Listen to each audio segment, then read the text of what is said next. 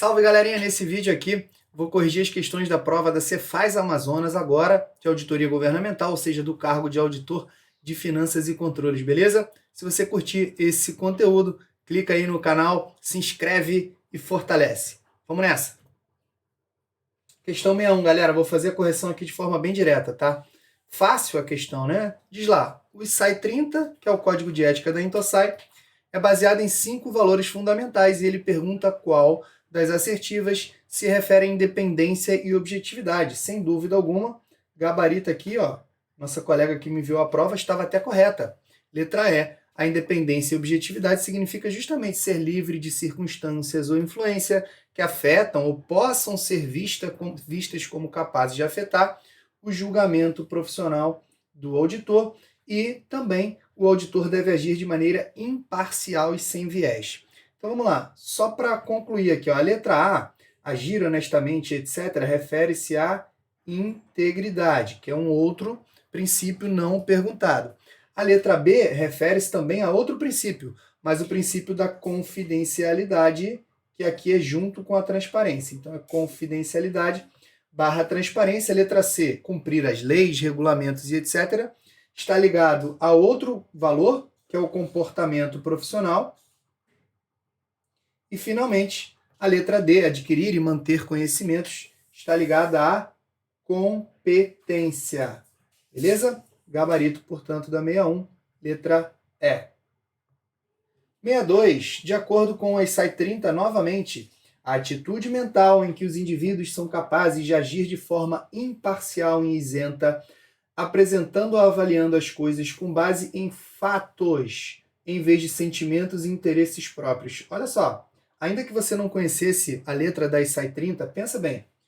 Ele quer que você aponte, né, o requisito ou a atitude que vai fazer com que o auditor não haja de maneira subjetiva, ó, conforme sentimentos e interesses próprios. Isso aqui que eu sublinhei seria agir de forma subjetiva, ou mesmo quando você subordina ou subjuga o seu julgamento a outras pessoas. Do contrário, agir de forma imparcial e isenta, de acordo com o seu próprio julgamento, é agir de forma objetiva. Portanto, este é o valor ou princípio relacionado à objetividade. Gabarito da questão 62, letra A. Tá? As outras aí fica até ruim da gente comentar, porque realmente não tem... é muito direta essa questão. 63. Essa aqui é muito clássica, né? E a gente bate demais nas nossas aulas. Ele está perguntando, ele diz, quando uma opinião de auditoria é utilizada para transmitir o nível de asseguração e opinião, o nível de asseguração, a opinião do auditor deve ter um formato padronizado e pode ser modificada ou não. Em relação à opinião modificada, relacione o tipo à sua respectiva explicação. Qualificada, que a gente está careca de saber que também é conhecida como com ressalva, ou ainda exceto por. Nesse contexto, a auditoria governamental apenas. Tá? Na auditoria privada, geralmente esses sinônimos não aparecem. Adversa e abstenção. Então vamos lá, facinho, ó. A primeira aqui, ó, o auditor discorda com ou é capaz de obter evidência de auditoria suficiente e apropriada acerca de certos itens do objeto que são ou podem ser relevantes. Olha a chave aqui, ó, não generalizado. Falou em não generalizado, isso só combina com um dos tipos de opinião modificada, que é justamente a opinião qualificada ou com ressalva. Segunda, o auditor é incapaz de obter evidência, então aqui a gente tem que combinar, ó, não obtenção de evidência, mas o que ele fala? Devido a uma incerteza ou limitação de escopo que é tanto relevante quanto generalizada. Então aqui a obtenção de evidência, cujos possíveis efeitos são generalizados, isso nos leva ao caso geral da abstenção de opinião, portanto 3. E o último, o auditor, após ter obtido evidência, então vamos lá, ele obteve evidência apropriada o suficiente, porém conclui que os desvios, distorções, quer individualmente ou no agregado, são relevantes e ainda generalizados. Então a gente combinou. Obtenção de evidência com efeitos generalizados, isso só pode nos deixar na hipótese da opinião adversa. Portanto, gabarito 1, 3, 2, letra B de bola. Vamos nessa. 64. De acordo com a ISAI 100, As auditorias no setor público partem de objetivos que podem ser distintos dependendo do tipo de auditoria que está sendo realizada. No entanto, todas elas contribuem para a boa governança com ações listadas a seguir, exceção de uma. Eu gostei dessa questão, achei ela uma das mais interessantes da prova. Apesar de ser literal, ela cobra o conhecimento totalmente literal do item 20 da ISAI 100. Eu achei interessante por não se tratar de um item usualmente cobrado, né? E aí a gente sempre fica ligado, quando a banca aparece com essas coisas meio novas assim, a gente fica ligado. De acordo com o item 20, o item 20 ele traz 4 exemplos de situações que, independentemente do tipo de auditoria, são situações que contribuem para a boa governança. E o item 20 traz as hipóteses previstas nas letras A, C, D e E. Portanto, o único que não aparece de fato e vai ser o nosso gabarito é a letra B de bola. Simplesmente friso aqui por não estar previsto no rol do item nominado aí da norma de referência. Então, promoção e execução de rodízio entre responsáveis pelo trabalho, de modo a buscar aumentar a independência, isso aqui eu digo para vocês, isso aqui é até um requisito ético que a gente é relevante. Ele só não está, né, no rol aí das ações que contribuem para uma boa governança. Todos os outros estão. Gabarito da 64, letra B de bola. 65, assinale a opção que indica o foco da auditoria operacional no setor público. Essa aqui é muito fácil. Olha lá, vamos matar aí por eliminação. Letra A, observar se um objeto particular está em conformidade com normas identificadas como critérios. Isso aqui é auditoria de conformidade. Letra B, avaliar se atividades, transações financeiras e informações cumprem normas. Também é auditoria de conformidade. C, avaliar se a informação financeira é apresentada em conformidade com a estrutura de relatório financeiro. Claro, né? Até o nome ajuda. Essa é a auditoria financeira. E o gabarito fica aqui. De fato, o foco da auditoria operacional é determinar se intervenções, programas e instituições estão operando em conformidade ou de acordo com os princípios da economicidade, eficiência e efetividade, bem como se há espaço para o aperfeiçoamento. Tá? A letra E, na verdade, ela pode ser verdade, ela só não traz o foco da auditoria operacional, obter evidência apropriada e suficiente para permitir que o auditor expresse uma opinião. Isso aqui está mais associado ao objetivo ou aos objetivos da auditoria também financeira. Legal? Gabarito, portanto, D de dado. 66. Os principais tipos de auditoria, essa é uma questão interessante também. O gabarito sai mais uma vez pela SAI 100. Ele diz, né, cita os 3 tipos principais, auditorias financeiras de conformidade e operacionais, e ele quer saber, em relação ao objeto e à informação do objeto, no tipo de auditoria correspondente, assinale a correta. Simbora, letra A. Os objetos de uma auditoria operacional são as transações financeiras e não financeiras. Transação financeira e não financeira até são exemplos, até aqui tá certo, hein? Aí sai 100 quando começa a falar, ela diz que o objeto da auditoria operacional pode ser, dentre outros, transações financeiras e não financeiras.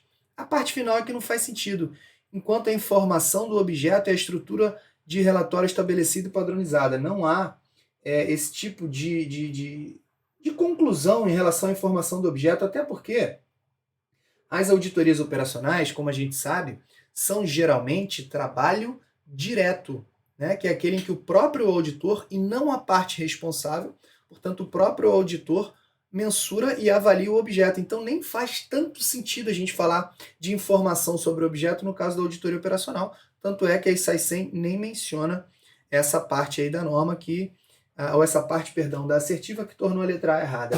B de bola, os objetos de uma auditoria operacional são as atividades e informações financeiras, enquanto a informação são os objetivos e as questões. Não. Atividades e informações financeiras são exemplos de objeto da auditoria financeira, tá? Da auditoria de conformidade. Da auditoria de conformidade. Então aqui, ó, e no final, enquanto a informação do objeto são os objetivos e questões, mais uma vez essa parte final muito errada, e a parte inicial, esses são exemplos, friso, de objetos da auditoria de conformidade. Letra C. Os objetos de uma auditoria financeira são programas específicos. Não, ó. Programas específicos, entidades, fundos, isso são exemplos de objetos de auditoria operacional. Beleza? D de dado. Os objetos de uma auditoria financeira são a posição financeira, o desempenho, o fluxo de caixa ou outros elementos reconhecidos, mensurados e apresentados em demonstrações financeiras, enquanto a informação do objeto são as próprias demonstrações financeiras. Perfeito. Aqui está o gabarito da nossa questão. Não à toa, as auditorias financeiras são sempre trabalho de certificação, que é aquele em que a parte responsável, e não o auditor, mensura e avalia o objeto. E a parte responsável apresenta ao auditor a informação sobre o objeto. Então, como eu sempre falo em nossas aulas, cuidado, o objeto da auditoria financeira não é diretamente as demonstrações financeiras, é um passo atrás. É a informação financeira que está presente nas demonstrações. Tá? As demonstrações, nesse caso, são a chamada informação sobre o objeto. Portanto, o olho vivo. E letra E, os objetos de uma auditoria de conformidade, não. Ó, programas específicos, etc., como eu já havia dito, esses são exemplos de objetos de auditoria operacional. 66D de dado. 67, a ISAI 100 apresenta os princípios. Essa aqui é muito fácil e não tem nem como comentar as demais, né?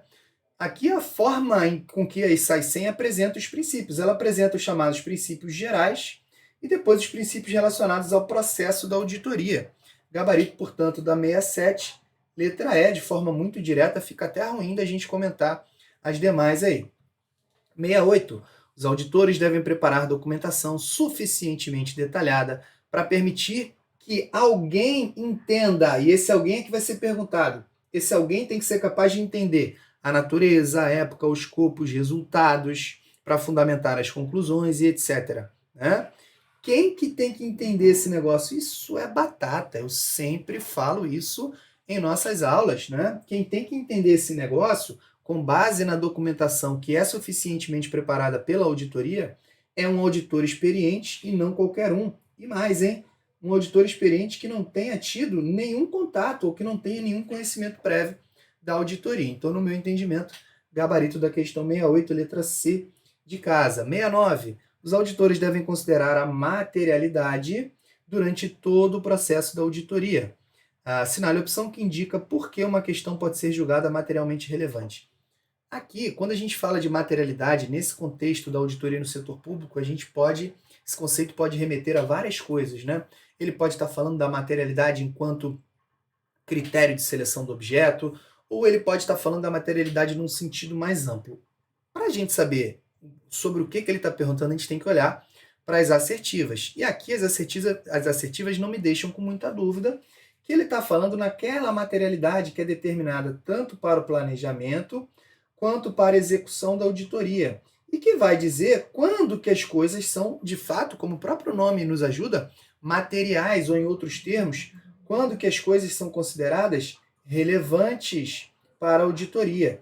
E a gente está careca de saber que, especialmente no escopo da auditoria financeira, uma distorção é julgada materialmente relevante quando ela é capaz de influenciar, né? Quando no julgamento do auditor é razoável esperar que uma eventual distorção é capaz de influenciar as decisões econômicas, principalmente dos usuários previstos. Então, no meu entendimento, o melhor gabarito aqui dessa 69 é a letra C.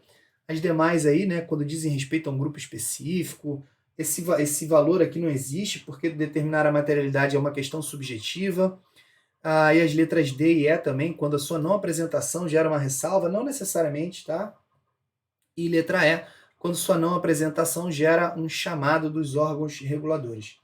Bom, a letra D, no meu entendimento, eu acho até que se ele perguntasse uma distorção relevante, né, quando há uma distorção considerada materialmente relevante, de fato, a sua não apresentação gera uma ressalva. Agora, que tipo de ressalva a gente precisaria de mais informações?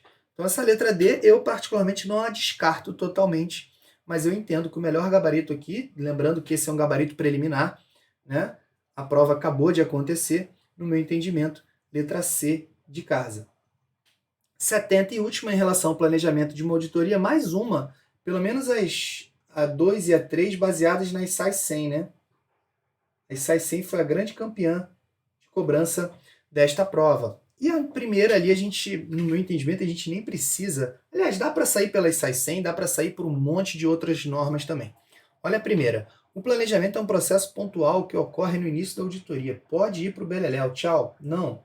O planejamento é um processo contínuo, iterativo, que ocorre ao longo de toda a auditoria, ou seja, ele começa logo após o término da auditoria anterior e vai até o término da auditoria corrente. A 2 e a 3, aí sim, pegam o conceito lá da ISAI 100, quando ela apresenta aquelas dimensões do planejamento, no nível mais operacional, aqui, e no nível mais estratégico, no 3. Ambas estão corretas, mas eu faço uma pequena ressalva. Eu acho que no 3 aí ele deu uma vacilada. Vou explicar por quê. Vamos ver a 2. O planejamento operacionalmente estabelece um cronograma para a auditoria e define a natureza, época e extensão dos procedimentos, designando membros e identificando recursos. Aqui não tem a menor dúvida, verdadeiro, tá? Verdadeiro. Porque o planejamento no nível operacional, ele é o que define, como a gente sempre fala, ou seleciona os procedimentos que serão, em regra, executados na fase de execução. E aqui também você tem que estabelecer o cronograma, quem é que vai desempenhar as ações, os recursos necessários para o desempenho dessas ações. Tudo isso é estabelecido no nível operacional. E o 3? Olha lá, o planejamento estrategicamente deve definir o escopo, os objetivos e a abordagem. Até aqui tudo certo. Aí ele segue. O escopo diz respeito aos critérios que as auditorias utilizarão para avaliar e relatar acerca do objeto. Eu não concordo muito com essa parte, tá? Eu acho até que essa questão aqui cabe recurso para anulação, porque o que a ISAI 100 diz é o seguinte: o escopo diz respeito aos critérios e aos objetos que serão utilizados e etc. aí ao longo do trabalho da auditoria, né? Então, para mim, ele cometeu uma impropriedade. Acontece que se eu quisesse botar só a 2 como resposta, eu não teria. Então eu vou ter que fingir que ele não cometeu essa impropriedade aí, porque de resto, ó, os objetivos na sequência aqui, de fato, dizem respeito àquilo que a auditoria pretende alcançar, então tá certo, e a abordagem também diz respeito à natureza e extensão dos procedimentos que serão aplicados, também está certo, portanto. Então eu fico aqui com a melhor gabarito, letra D de dado, que considera 2 e 3 correta, mas eu acho que há uma leve impropriedade na correção, na digitação aí, né, desse item 3, o que ensejaria possibilidade, vou até deixar registrado aqui, ó, possibilidade de anulação da questão de número 70. Beleza, pessoal? Esse foi o gabarito friso, hein? Preliminar, tá? A gente vai ficar atento aí quando sair o gabarito oficial. Ajudo sempre vocês com possibilidade de recursos e etc. Mas esse foi o vídeo de hoje. Saudações, bons estudos, fiquem com Deus e até a próxima.